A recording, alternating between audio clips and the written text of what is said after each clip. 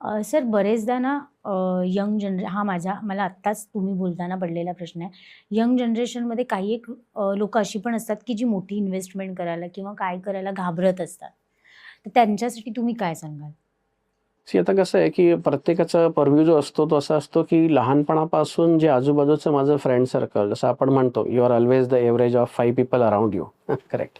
तर तसं तुम्ही शिक्षण करताना इंजिनिअरिंग, एम-बी-ए, जॉब चेंज करता वगैरे, त्यावेळी तुमच्या आजूबाजूच्या ज्या व्यक्ती असतात, त्या ज्या प्रॉडक्टमध्ये ज्या ठिकाणी इन्व्हेस्टमेंट करतायत, हं. मग ते इन्व्हेस्टमेंट तुम्ही बघता, की अरे ठीक आहे, हे 1 वर्षात एफ-डी एवढं देत आहे. अरे ठीक आहे, हे गेल्या 1 वर्षात गोल्डनी एवढं दिलं.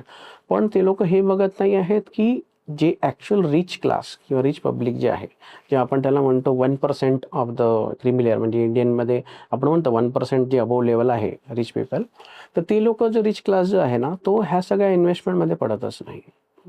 ते सगळे जे आहेत ते बेसिकली ॲसेट बनवण्यामध्ये जातात आणि ॲसेट्स जे आहे ते तुम्हाला पैसे कमवून देते. म्हणजे तो पैसाच तुम्ही तिथे कामी लावता. अशा प्रकारे तो वापरला